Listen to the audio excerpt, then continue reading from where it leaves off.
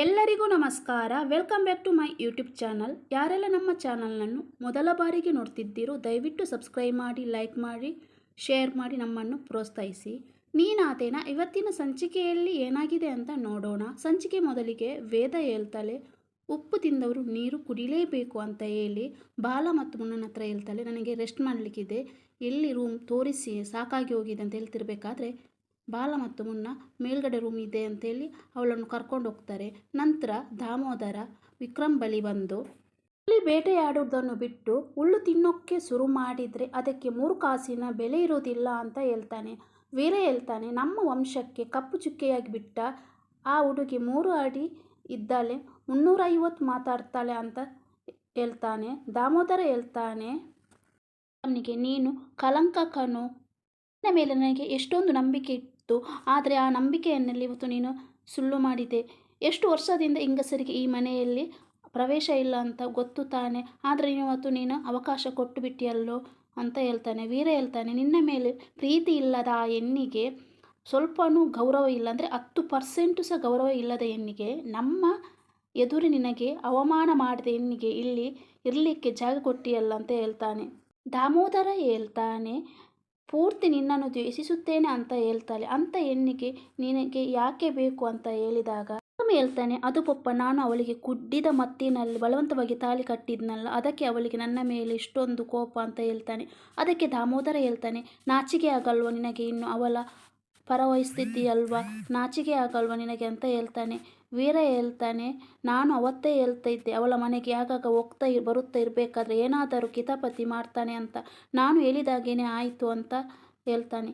ದಾಮೋದರ ವಿಕ್ರಮ್ ಬಳಿ ಕೇಳ್ತಾನೆ, ಎಷ್ಟು ವರ್ಷದಿಂದ ಸ್ಕೆಚ್ ಆಗ್ತಾ ಇದ್ದೀಯ ಅಂತ ಪ್ರಶ್ನಿಸಿದಾಗ ಅದಕ್ಕೆ ವಿಕ್ರಮ್ ಹೇಳ್ತಾನೆ, ಪಪ್ಪ ಅದು ಗೊತ್ತಿಲ್ಲದೆ ಅಂತ ಹೇಳಿದಾಗ ದಾಮೋದರ ಹೇಳ್ತಾನೆ, ಜನರು ಕೇಳಿದಾಗ ನಾನು ಏನು ಹೇಳಿ, ಗೊತ್ತಿಲ್ಲದೆ ಆಗಿದ್ದು ಅಂತ ಎಲ್ಲ, ನನ್ನ ಎದುರಿಗೆ ನಿಲ್ಲಕ್ಕೆ ಆಗದವರು ಇನ್ನು ಮುಂದೆ ನಿನ್ನಿಂದಾಗಿ ನಾನು ಅವರ ಎದುರಿಗೆ ತಲೆ ತಗ್ಗಿಸುವಂತೆ ಆಗಿದೆ.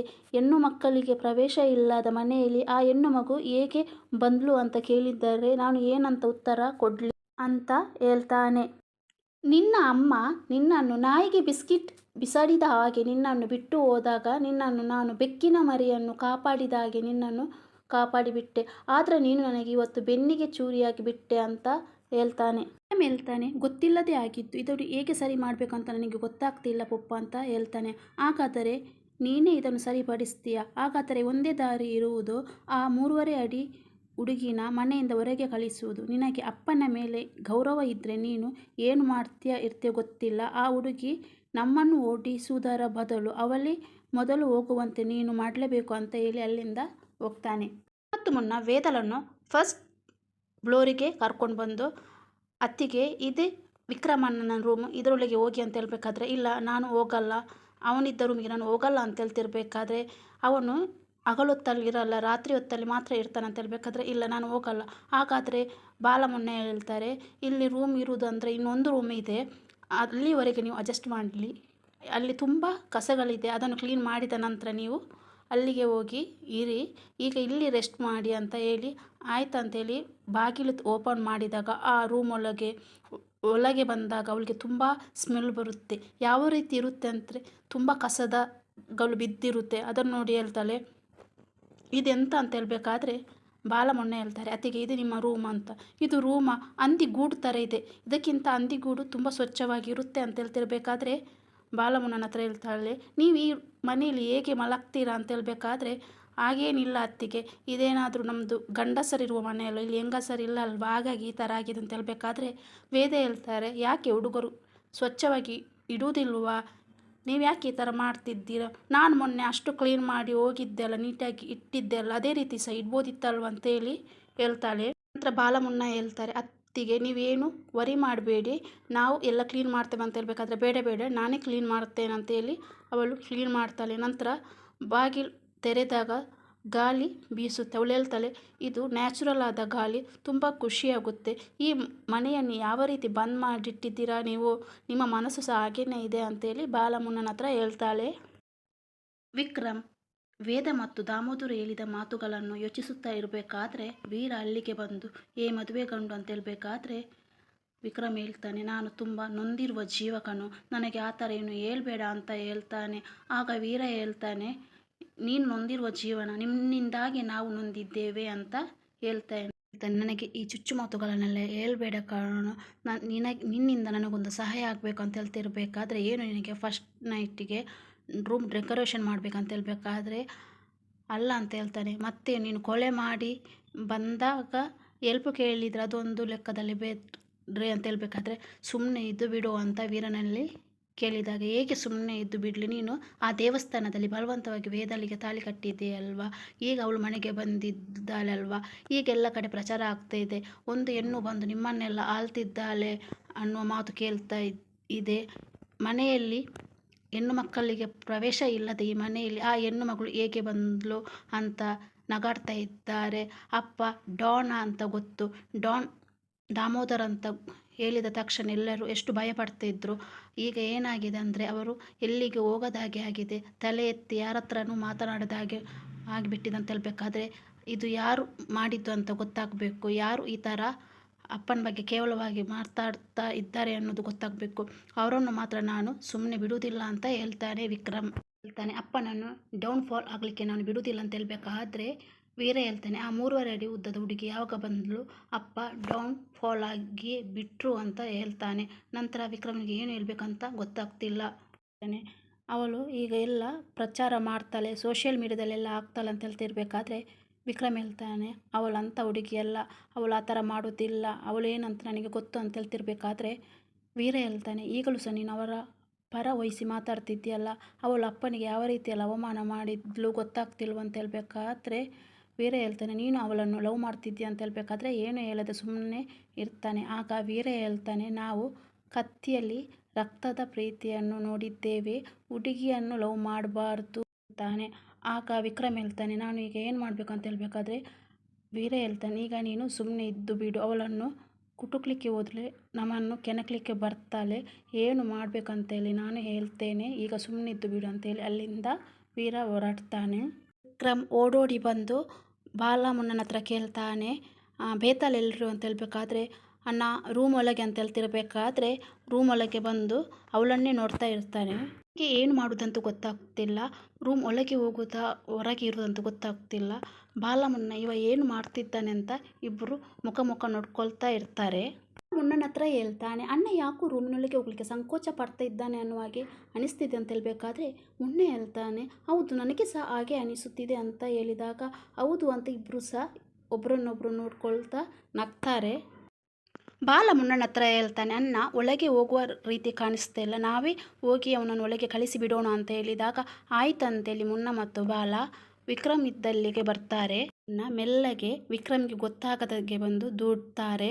ಅವನು ಬೆಡ್ ಹತ್ರ ಹೋಗಿ ಬೀಳ್ತಾನೆ. ಹಿಂತಿರುಗಿದಾಗ ಏಯ್ ಅಂತ ಹೇಳಿದಾಗ ವೇದ ಅವನನ್ನು ನೋಡಿ ಹೇಳ್ತಾಳೆ, ನಿಂಗೆ ಅಷ್ಟು ಗೊತ್ತಾಗಲ್ವಾ, ಕಾಮನ್ ಸೆನ್ಸ್ ಇಲ್ವಾ ವಿಕ್ರಮ್, ಬಾಗಿಲು ನಾಕ್ ಮಾಡಿ ಬರಲಿಕ್ಕೆ ಆಗಲ್ವಾ ಅಂತ ಕೇಳ್ತಾಳೆ.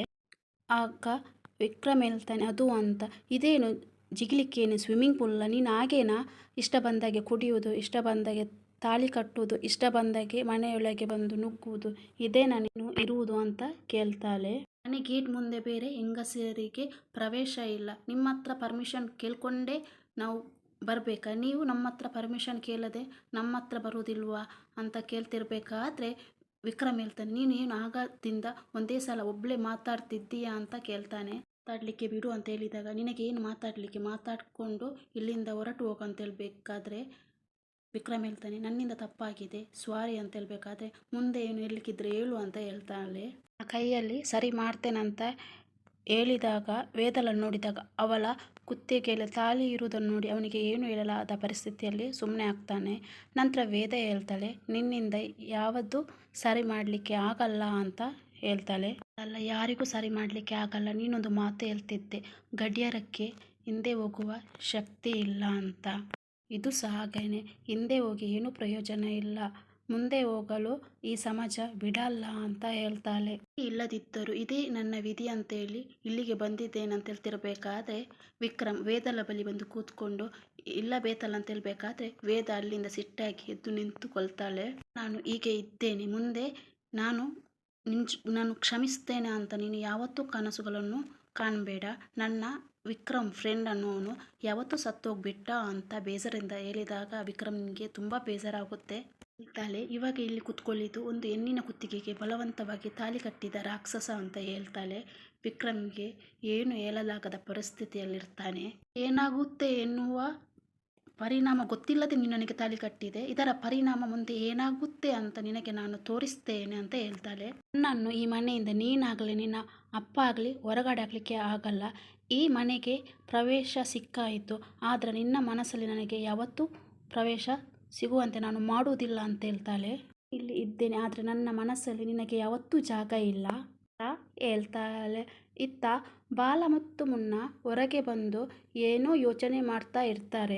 ಆಚೆ ಈಚೆ ಓಡಾಡ್ಕೊಂಡು ಟೆನ್ಷನಲ್ಲಿ ಇರಬೇಕಾದ್ರೆ ಬಾಲ ಕೇಳ್ತಾನೆ, ನೀನು ಯಾಕೋ ಇಷ್ಟೊಂದು ಟೆನ್ಷನಲ್ಲಿ ಇದ್ದಿ ಅಂತ ಹೇಳ್ಬೇಕಾದ್ರೆ ಮುನ್ನ ಬಂದು, ನಾವು ಅಣ್ಣ ಮತ್ತು ಅತ್ತಿಗೆ ಒಂದೇ ರೂಮಲ್ಲಿ ಇರುವ ಹಾಗೆ ಮಾಡಬೇಕು, ಏನಾದರೂ ಐಡಿಯಾ ಮಾಡಬೇಕಂತ ಹೇಳಿದಾಗ ನಾವು ದಡ್ರಲ್ವ ಅಂತ ಬಾಲ ಹೇಳ್ತಾನೆ. ಹೌದು, ನಾವು ಅವರು ಒಂದೇ ರೂಮಲ್ಲಿ ಇರುವ ಹಾಗೆ ಮಾಡಬೇಕು, ಏನಾದರೂ ಐಡಿಯಾ ಹುಡುಕೋಣ ಅಂತ ಯೋಚಿಸ್ತಾ ಇರ್ತಾರೆ.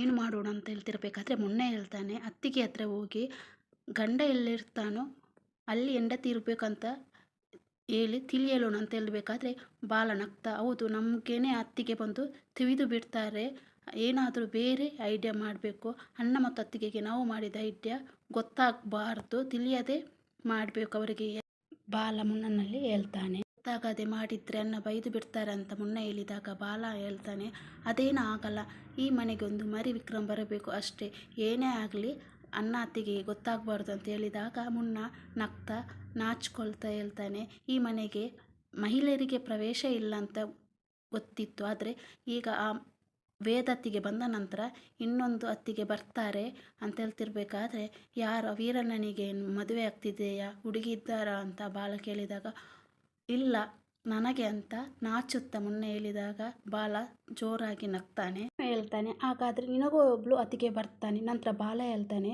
ಅಣ್ಣ ಮತ್ತು ಅತ್ತಿಗೆ ಒಂದೇ ರೂಮಲ್ಲಿ ಇರುವ ಹಾಗೆ ಪ್ಲ್ಯಾನ್ ಮಾಡಬೇಕು ಅಂತ ಹೇಳ್ತಾನೆ ಬಾಲ. ನಂತರ ಮುನ್ನನಿಗೆ ಒಂದು ಐಡಿಯಾ ಬರುತ್ತೆ.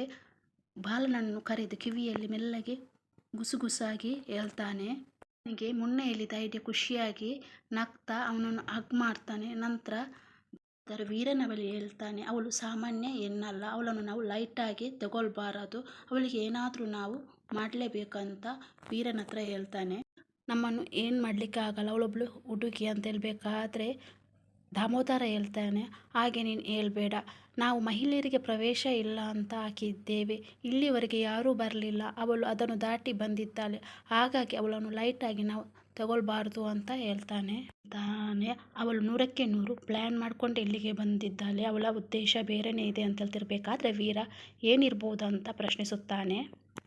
ನಾನು ನಿನ್ನ ಹತ್ರ ಹೇಳಿದ್ದು ಅವಳ ಮೇಲೆ ಒಂದು ಕಣ್ಣಿಡು ಅಂತ, ನಾವು ಸ್ವಲ್ಪ ಯಾಮಾರಿದ್ರೂ ಸಹ ಎಡವಿ ಬಿಡ್ತೇವೆ ಅಂತ ಹೇಳ್ತಾನೆ. ಅಲ್ಲಿವರೆಗೂ ನಾವೇನು ಬಲೆ ತೊಡ್ಕೊಂಡಿರ್ತೇವೆ ಅಂತ ಹೇಳ್ಬೇಕಾದ್ರೆ ದಾಮೋದರ ಹೇಳ್ತಾನೆ, ಬಲೆ ತೊಡ್ಕೊಂಡಿರುವವರನ್ನು ಯಾವತ್ತೂ ನಂಬಾರದು ಕಣೋ ಅಂತ. ತೊಡ್ಕೊಂಡಿರುವ ಕೈಗಳು ತಮ್ಮ ಸ್ವಾರ್ಥಕ್ಕೋಸ್ಕರ ಯಾವಾಗ ಬೇಕಾದರೂ ಬದಲಾಗ್ತವೆ ಅಂತ ಹೇಳ್ತಿರ್ಬೇಕಾದ್ರೆ ವೀರ ಹೇಳ್ತಾನೆ, ಹಾಗಾದರೆ ಎಂತ ಮಾಡೋದು ಅಂತ ಹೇಳ್ತಾನೆ.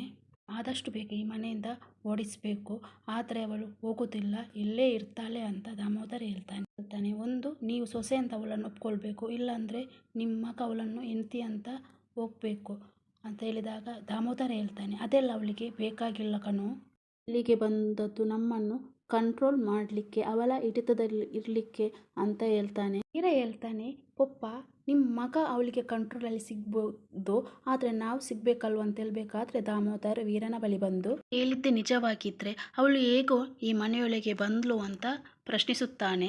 ನಿರ್ಧಾರ ತಗೊಂಡಿದ್ದಾಳೆ ಅಂತ ಗೊತ್ತಾಗುವ ಮುಂಚೆನೆ ನಾವು ಅವಳನ್ನು ಮುಗಿಸ್ಬೇಕು ಅಂತ ದಾಮೋದರ ವೀರನ ಹತ್ರ ಹೇಳ್ತಾನೆ. ಅಂತ ನೋಡಿದರೆ ನಾನು ಎದುರಾಳಿಗಳನ್ನು ಬಿಡುವ ಮಾತೇ ಇಲ್ಲ, ಇನ್ನು ನಮ್ಮ ಮುಂದೆ ಇದ್ದ ಎಷ್ಟು ಡಾನ್ಗಳು ಹೆಸರಿಲ್ಲದೆ ಹೋಗ್ಬಿಟ್ರು ಅಂತ ಹೇಳ್ತಾನೆ. ಹೇಗೆ ಬದುಕ್ತಾಳೆ ಅಂತ ನಾನು ಸಹ ನೋಡ್ತೇನೆ ಅಂತ ಹೇಳ್ತಾನೆ.